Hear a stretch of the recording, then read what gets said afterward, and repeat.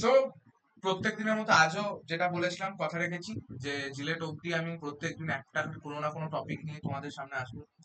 তো আজকে আমি আবির ঘোষ তোমাদের সামনে যে কথাটা বলতেছি সেটা জিলেটের জন্য খুব রেলিভেন্ট। জিলেটের জন্য খুব রেলিভেন্ট বলতে যে ফিজিক্স, কেমিস্ট্রি, ম্যাথামেটিক্স, এফট্রিপল রিলেটেড কিছু কথা আজকে আমি বলবো না, ঠিক আছে? আমি তোমাদের আজকে যে জিনিসটা বলবো মানে জিলেট নিয়ে একটু অ্যাওয়ার করতে চাইছি। এটা যারা 25-এ জিলেট দেবে তাদের জন্য এটা খুব রেলিভেন্ট, যারা 26-এ জিলেট দেবে তাদের জন্য এটা খুব রেলিভেন্ট, আপ টু যারা জিলেট পড়াতে চাইছো বা যারা জিলেট পড়াচ্ছ তাদের জন্য এটা বিশাল রেলিভেন্ট। ওকে, সো আজকের এটা এটা অনেক বড় কথা বললাম আই গেস। তো ঠিক আছে, মেনলি যারা জিলেটে পড়ায় তারা সবাই আমার থেকে বয়সে অনেকটাই বড়। তো ডিউ অল রেসপেক্ট, আমি জাস্ট একটু মজা করলাম আর কিছু না। তো যেটা প্রথম বলছি যে মানে কি এমন আছো যারা জাস্ট ওই জিলেট পরীক্ষা হয় সেটুকুই জানো, মানে অতটাও আর কি ভেতরে ঢুকে দেখোনি যে জিনিসটাতে কি হয়, কিভাবে চলে ব্যাপারগুলো, সেগুলো হয়তো বেশিরভাগ লোকজনই জানো না। কারণ আহ, আমি আমার পার্সোনাল এক্সপিরিয়েন্স যদি শেয়ার করি, তো আমি দেখেছি যে মোটামুটি 9-10 হাজার ছেলে জিলেট দেয়। আহ, সেখান থেকে সর্বসাকুল্যে হয়তো 1K আর 2K ছেলে মেয়ে সিরিয়াসলি জিলেটটা মানে দিতে যায়। বেশিরভাগ জনই কি হয়, এই 7-8 হাজার ছেলে কি হয়, কেউ জবে চলে যায়, কেউ গভর্নমেন্ট জবের প্রিপারেশন নিতে চলে যায়, আর কিছু জন জানিই না যে কি করব, জানি না, তারা ড্রপ নেয়, কেউ কেউ কেউ ওই আর কি একটা রিপিটেটিভ কিছু একটা করে। তো তাহলে এখান থেকে বোঝা যাচ্ছে যে জিলেটের ফিল্ডটা খুব একটা বড় না। অ্যাকচুয়ালি 9-10 হাজার ছেলে মেয়ে দিচ্ছে, তার মধ্যে থেকে যদি 1-2 হাজার সিরিয়াস ক্যান্ডিডেট থাকে, তার মানে ফাইটটা খুব একটা বেসিক পর্যায়ে চলে যায়। ওকে, এবার তাহলে একটা অ্যাভারেজ স্টুডেন্ট যে মোটামুটি জিলেট নিয়ে একটু সিরিয়াস, বিশাল কিছু বলছি না, মানে একদম মার মার কাট কাট কিছু না, একদম জাস্ট সাধারণ একটা ছেলে যে জাস্ট আর কি চাকরি নেবো না, জাস্ট একটু হায়ার স্টাডি করবো, ব্যাচেলারটা কমপ্লিট করেই আর কি চাকরিতে ঢুকবো, সেই রকম টাইপের একটা ছেলের কথা বলছি। আবার তার অতটাও ফিনান্সিয়াল কন্ডিশন ভালো না যে সে একটা প্রাইভেট কলেজে গিয়ে ভর্তি হবে, তো সেই ছেলেটা কি করবে? ঠিক আছে, তো সেই ছেলেটার জন্য জিলেট একটা ভালো অপশন আমার আমার মতে। কারণ মোটামুটি সে যদি মানে সে 1,000 র্যাঙ্ক করলেও অনেক সময় গভর্নমেন্ট কলেজ পাওয়া যায়, ঠিক আছে? আমি মোটামুটি আমি একটা বলছি যে মোটামুটি 400 থেকে 500 র্যাঙ্ক যদি কেউ করে, তাহলে সে একটা র্যান্ডম কলেজে, র্যান্ডম কলকাতার কলেজেই, মানে কলকাতার গভর্নমেন্ট কলেজেই সে একটা ডিপার্টমেন্ট পেয়ে যাবে। কলকাতা বলতে কলকাতা লাগোয়া যে কলেজগুলো আছে, ceramic technology, leather technology, Kolkata ইউনিভার্সিটির যে ট্রেড আছে সেটা তো জুট অ্যান্ড ফাইবার, ওটা অনেক নিচে অব্দি যায়, 1-1.5 হাজার অব্দি স্টুডেন্টরা পেয়ে যায়। বা এদিকে শ্রীরামপুর আছে, শ্রীরামপুর টেক্সটাইল ইঞ্জিনিয়ারিং কলেজ আছে, বহরমপুর, এটা একটু কলকাতা থেকে বাইরে হয়ে যাচ্ছে। তো এই এই কলেজগুলোতে তোমরা আরামসে পেয়ে যেতে পারো। বা আহ, আমার এক বন্ধু এরকম 400-450 র্যাঙ্ক করেছিল, ও এখন কোচবিহারে ইলেকট্রিক্যাল দিয়ে পড়ে। তো এরকম এরকম অনেকেই আছে। তো 400-500 র্যাঙ্ক টার্গেট করতেই পারো। সো দোজ গাইজ যারা একটা জাস্ট গভর্নমেন্ট কলেজ হলেই হলো, আর চাকরি না করে একটা বিটেক ডিগ্রি পাবো তারপর চাকরি করবো, এই টাইপের মনোভাব যাতে, তারা তারা এটা করতে পারে। তো এবার তাহলে কি করবে, 400 থেকে 500 র্যাঙ্ক দরকার, অথচ সিলেবাস কিছুই শেষ করো। আমি সবার জন্যই বলবো, প্রথম এটা দিয়ে শুরু করছি। 400 থেকে 500 র্যাঙ্ক করতে চাও, অথচ এখন কিছুই পড়াশোনা করোনি, কি করে পড়বে? আজ থেকে যদি তোমরা পড়তে চাও তাহলে কি করবে আমি সেইটা বলবো আজকে। তো দেখো, প্রথমে তোমরা কলেজ যেমন করছো, কলেজটা করো, ছাপলি না খেয়ে পাস করার চেষ্টা করো। ওকে, এটা আমি প্রথম বলবো। সেকেন্ড দেখো, 24 ঘন্টার মধ্যে আমি বলবো যে 3 থেকে 4 ঘন্টা জিলেটের জন্য দাও। 3 থেকে 4 ঘন্টা জিলেটের জন্য দাও। এবার কি করবে, এখানে যে সাবজেক্ট গুলো আছে ম্যাথস, ফিজিক্স,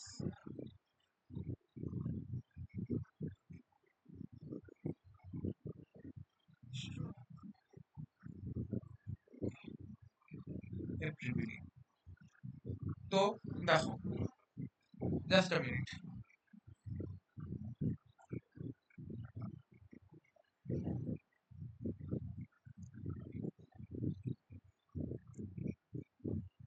আমি এটা জাস্ট এটা ছকটাই,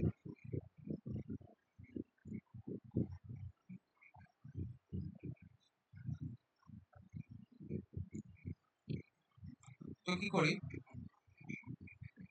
ম্যাথ, ফিজিক্স, কেমিস্ট্রি, এপ্রিবিলি, সবকিছুরই চ্যাপ্টার গুলো আমি কয়েকটা ভাগে ভাগ করছি।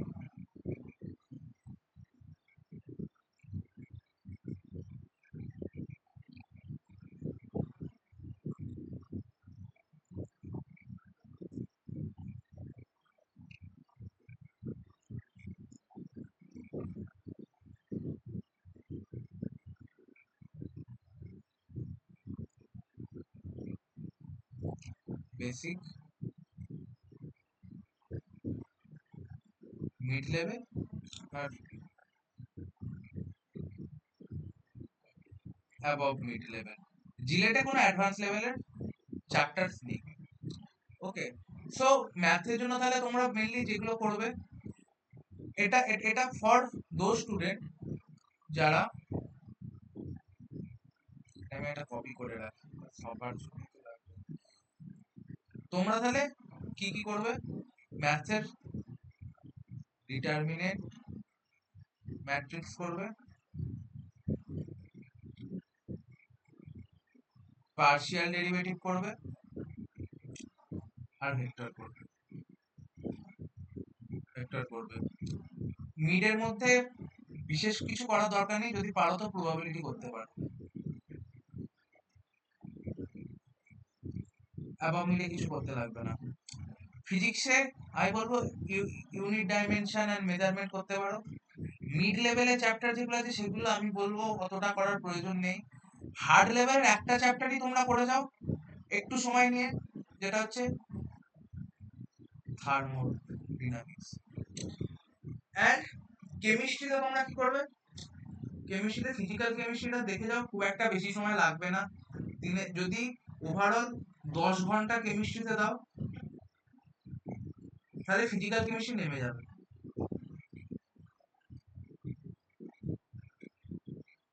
ফিজিক্যাল কেমিস্ট্রি নেমে যাবে, পুরোটা করবে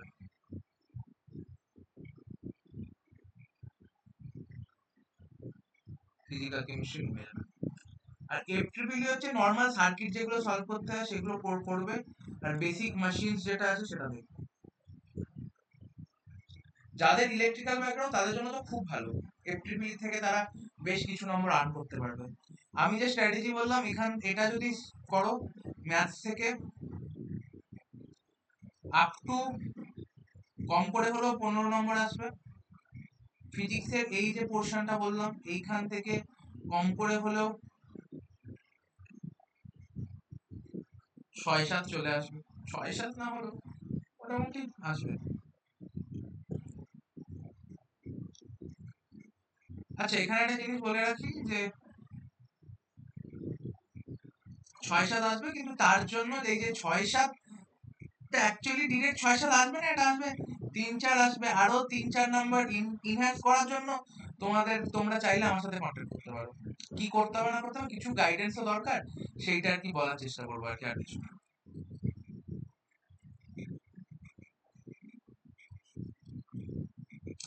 ফিজিক্যাল কেমিস্ট্রি থেকে ভালো নাম্বার ক্যারি করে 10-10+ নাম্বার আসে, মানে 11-12 নম্বর অব্দি চলে আসে। আর বেসিক সার্কিট বা মেশিন টেশিন করে গেলে আরো 5 নম্বর। তো তাহলে দেখো মোটামুটি তোমরা এই নাম্বারটাকে সিকিউর করতে পারছো, একদম ইন জেনুইন সিকিউর করতে পারছো। কত হচ্ছে দেখো, 20, 30, 37, 37 মার্কস প্লাস তোমরা অ্যাটেন্ড করতে পারছো। আমি তাও কম কম করে ধরেছি, ওকে, 37 প্লাস করতে পারছো। ঠিক আছে? এবার দেখো যদি 37 করতে পারছো, এখান থেকে যদি কিছু নম্বর কমেও যায় তাহলেও তো 28-30 নাম্বার স্কোর হয়ে যাচ্ছে। এরকম যদি স্কোর করতে পারো তাহলে তো এমনি কোনো না কোনো একটা গভর্নমেন্ট কলেজ পেয়ে যাবে। ঠিক আছে? আর ওইদিকে যারা চাইছো যে একটু ভালো কিছু করতে, মানে একটু বেটার বেটার র্যাঙ্ক করতে চাইছো, তাদের জন্য আমি যেটা বলবো,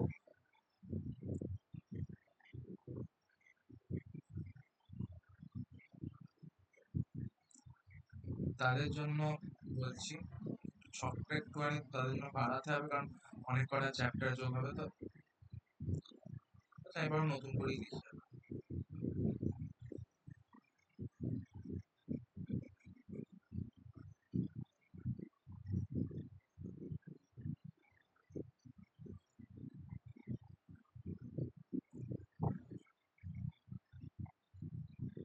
Maths,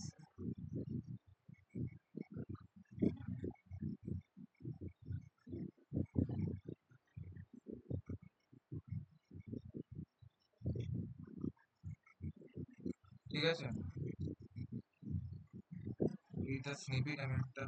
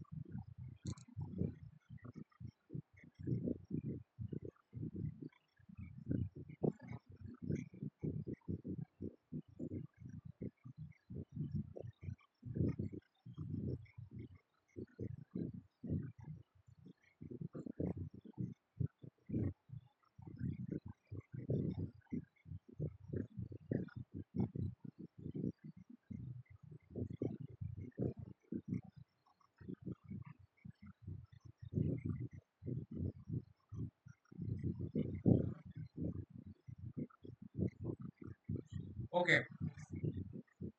সো দেখো, যারা এবার এবার হচ্ছে বিষয়টা, যারা আন্ডার 100 র্যাঙ্ক করতে পারে, চায় আন্ডার 100 র্যাঙ্ক করতে,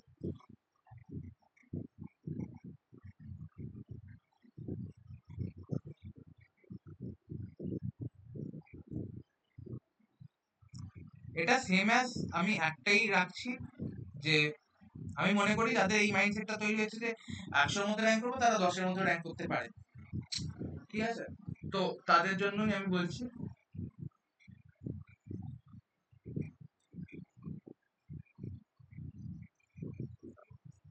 সো ম্যাথস এর মধ্যে, বেসিক্স এর মধ্যে যে চ্যাপ্টার গুলো ভালো করে করবে তোমরা, সেটা হচ্ছে same as determinant, matrix, vector, partial derivative. আমি জাস্ট সিম্বল দিয়ে দেখাচ্ছি। আর বেসিক্স এর মধ্যে কোন চ্যাপ্টার করতে পারো?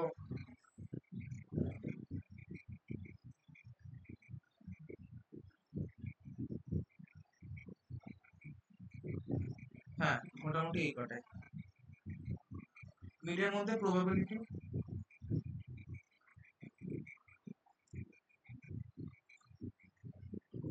Basic calculus. Basic calculus, calculus means হচ্ছে লিমিট, ফাংশন, কন্টিনিউটি, এগুলো। আর একটু হায়ার লেভেলের জন্য বেস্ট চ্যাপ্টার হচ্ছে এওডি, কোঅর্ডিনেট।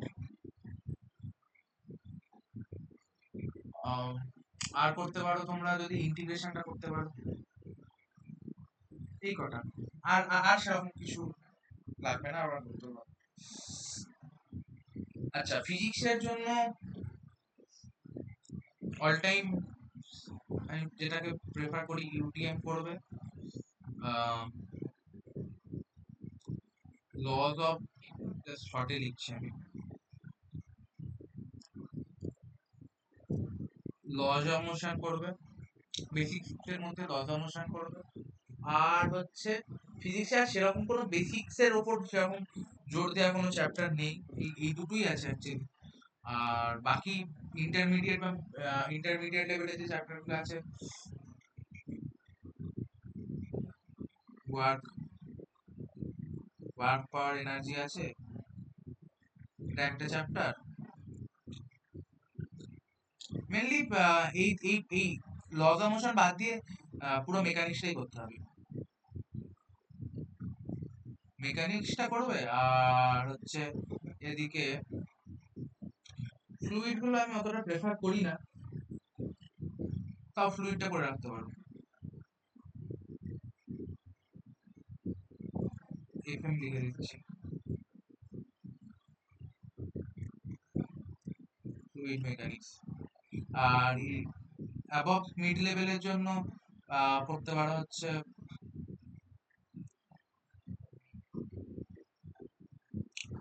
থার্মোডি তো করবেই, থার্মোডি করবে, রে অপটিক্স করবে। দেখো চ্যাপ্টার আমি কম বলছি, চ্যাপ্টার ম্যাথসকে ওয়েটেজ একটু বেশি রাখতে বলছি কারণ 50 নম্বর আছে তো। আমি চ্যাপ্টার খুব কম করতে বলবো, কিন্তু যেগুলো করবে সলিড করতে হবে। এখনো 3 মাস আছে, সিলেবাস কভার হবে। যারা আন্ডার 100 র্যাঙ্ক করতে চাও, তারা আই গেস আজকের পর থেকে তোমরা জিলেটের কথা ভাবছো না, তারা আগে থেকে ভাবছো। তো তাদের কাছে এই যেটা যতটা বলছি সেটা কভার করা সেরকম কিছু চাপের কাজ না, অ্যাকচুয়ালি চাপের কাজ। ওকে, কেমিস্ট্রির জন্য ফিজিক্যাল কেমিস্ট্রি পুরোটা করবে,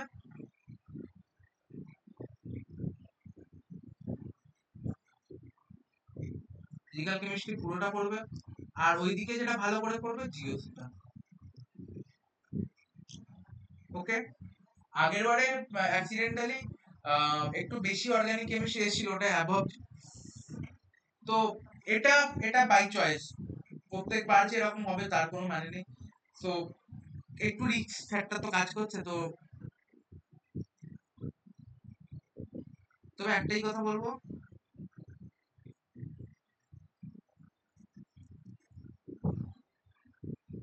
রিস্ক হাতে ইস্কা,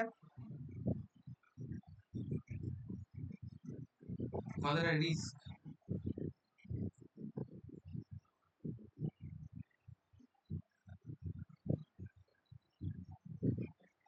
আচ্ছা, এফট্রিপিলি, এফট্রিপিলির জন্য দেখো ইলেকট্রিক্যাল জন্য এফট্রিপিলিটা বেশ একটা সুবিধার জায়গা।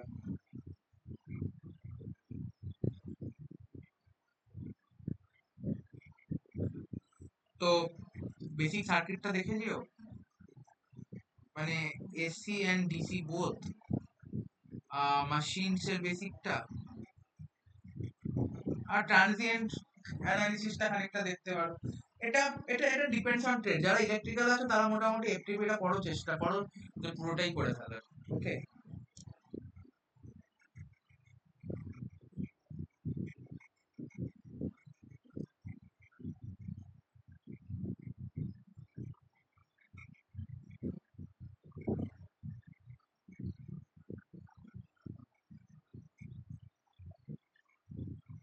বুঝলে?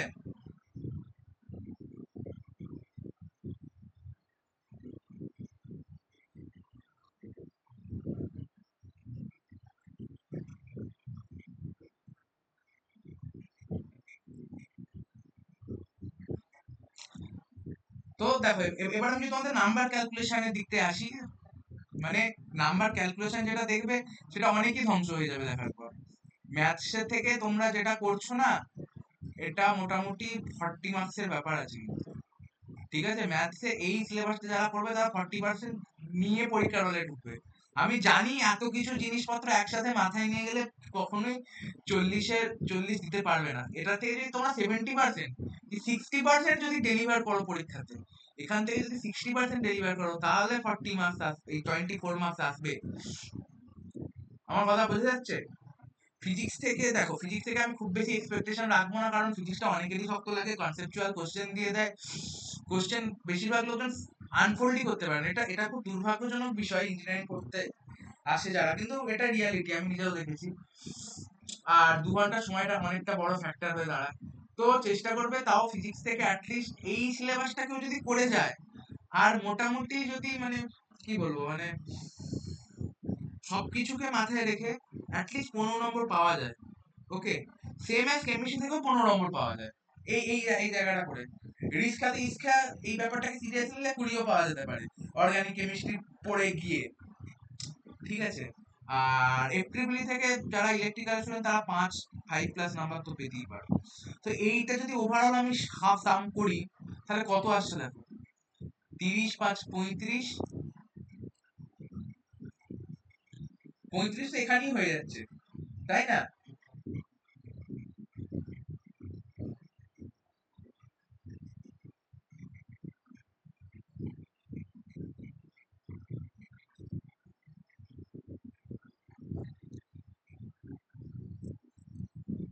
আচ্ছা 24 আছে, 59। এখান থেকে যদি এর পরেও যদি কাটছাঁট হয়, এর পরেও যদি কাটছাঁট হয় আমি ধরছি অ্যাপ্রক্সিমেট 60, এখান থেকেও যদি 80% দিয়ে আসতে পারো তাহলেও তো অনেক, 70% দিয়ে আসতে পারলেও এটা থেকে অনেক, বুঝতে পারছো? তো এই হচ্ছে হিসেব। মোটামুটি যদি কেউ 40+ নাম্বার পাও তাহলে সে যাদবপুর পাচ্ছ, যাদবপুর পাচ্ছ বাস।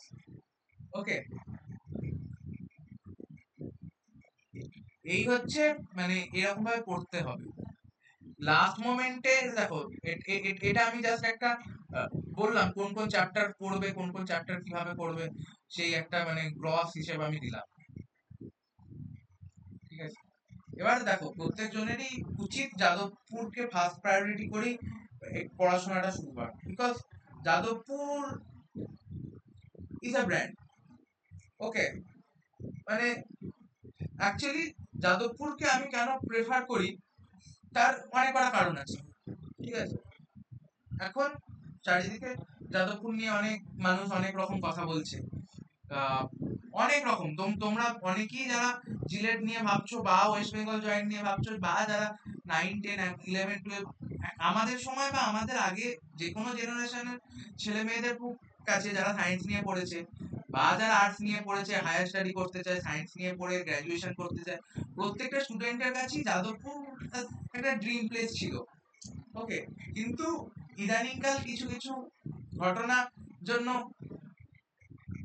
মানে মিডিয়া চ্যানেল অত্যাধিক ভাবে কাদা ছড়াছড়ি করছে। ওকে, তো সেটার একটা ইম্প্যাক্ট হয়তো অ্যাডমিশনের ক্ষেত্রে পড়ছে না, কিন্তু অনেকেই ভাবতে পারে যে না যাদবপুর যাব কি যাব না। কিন্তু আমি বলি একটা কথা যে আমি নিজে তো যাদবপুরে পড়ি, বা আরো আমার আগে থেকে অনেক অনেক ছেলে মেয়ে পড়েছে যাদবপুরে, অনেকের সাথে কথা হয়, অনেক রকম ভাবে কথা হয়। তো মেইন যে জিনিসটা যে এই যে প্যাকেজ যাদবপুর থেকে এত বেরোচ্ছে, যাদবপুর থেকে এই এই অ্যামাজন পাচ্ছে, ও গুগল পাচ্ছে, আর একজন টেক্সাস পাচ্ছে, যাদবপুরে পিএসইউ আসছে, পিএসইউ কোম্পানি আছে, ভেল আসছে, এসব কোম্পানি আছে, এগুলো ঠিক আছে সব। কিন্তু মেন যে জিনিসটা আমার মনে হয় যে তুমি নিজের একটা ওপিনিয়ন দিচ্ছ একটা সোসাইটিতে, এই জিনিসটা তুমি খুব কম জায়গাতে পাবে। মানে যাদবপুর তোমাকে সেই সুযোগটা দেয়, মানে তুমি নিজের সিদ্ধাটা সোজা করে দুটো কথা বলবে, তো সেই সুযোগটা তোমাকে খুব কম কলেজ প্রোভাইড করবে। কিন্তু তার মধ্যে যাদবপুর একটা, তুমি যাদবপুর থেকে পড়ে বেরোতে পারলে তুমি পূর্ণাঙ্গ মানুষ বলে একটা কথা হয় না, তুমি একটা পূর্ণাঙ্গ মানুষ হয়ে বেরোতে পারো। এমন জিনিসটা না যে তুমি পড়লে দিয়ে রোবট হয়ে বেরিয়ে পড়লে কর্পোরেটে 14 ঘন্টা মানে কম্পিউটার ঢুকছো বা পেন ঘষছো, এই ব্যাপারটা না। তুমি তোমার ইন্টালেকচুয়ালিটা অনেকটা বেড়ে যাবে, তুমি প্রত্যেকটা জিনিস নিয়ে অনেক ডেপথে চিন্তা করতে পারবে, পরিবেশটা এরকম। আর সব থেকে বড় কথা যে এখানে মানে কি বলবো মানে আর একটা যেটা খুব ইম্পর্টেন্ট, সেটা হচ্ছে একটা একটা স্পেসিফিক জায়গার লোকেরা কিরকম ভাবনা চিন্তা করছে। এখানকার মানুষজন প্রচুর ভাবনা চিন্তা করে, প্রচুর ভালো ভালো কাজ করে, মানে এত ভালো ভালো কাজ করে যেটা মানে একটা একটা স্টেট গভর্নমেন্টের আন্ডারে একটা কলেজ, তারা এত ভালো কাজ করছে সেটা ভাবাই যায় না, বাইরে যেতে তো এসব কল্পনার বাইরে। কোথায় চলে গেছে যাদবপুরের গবেষণার কাজ, অসংখ্য ভালো ভালো গবেষণার কাজ হচ্ছে, টপ 2% যারা সায়েন্টিস্ট আছে তারা কলেজে পড়াচ্ছে, এত ভালো ফেসিলিটি 5-6 হাজার টাকা, 7 হাজার টাকায় বিটেক, মানে এরকম সুবিধা কোথাও পাওয়া যেতে পারে না, এই একমাত্র যাদবপুরই দেয়, পসিবলই না। এই জন্য যাদবপুর ইম্পর্টেন্ট। স্যালারি ভ্যালারি তো আছেই, ও তো পার্ট অফ লাইফ, আজ পয়সা নেই কাল পয়সা চলে আসবে কোনো না কোনো, কিন্তু যাদবপুর মাহল দেবে।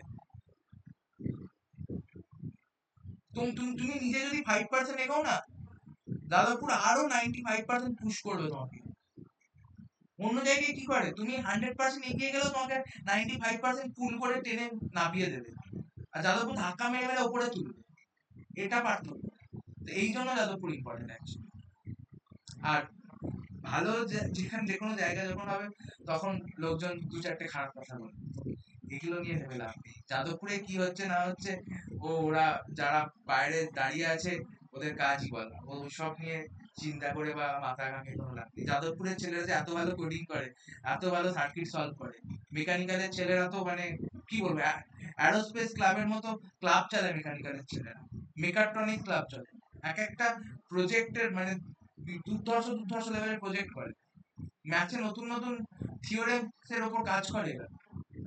এইসব নিয়ে তো কোনোদিন কোনো কথা বলতে কাউকে দেখি না। এগুলো কি বাইরে আসে না? সবকিছুই বাইরে আসে। গুগল স্কলার তো আছেই, ওখানে তো কে কত রকম কি রিসার্চ পেপার পাবলিশ করছে সবকিছু তো পাবলিশ, সবাই দেখতে পায়। আসলে কেউ যখন, কেউ বা কারা বা একটা সংস্থা, একটা গোটা গোষ্ঠী যখন অনেকটা উপরে চলে যায়, তখন তো আমাদের আশেপাশের মানুষের স্বাভাবিক পা পা ধরে টেনে না, আর কিছু না। তো ফার্স্ট টার্গেট যাদবপুর রাখতেই হবে, সবাইকে রাখতে হবে, বিকজ যাদবপুর না গেলে বহু কিছু মিস করবে, অ্যাকচুয়ালি মিস করবে।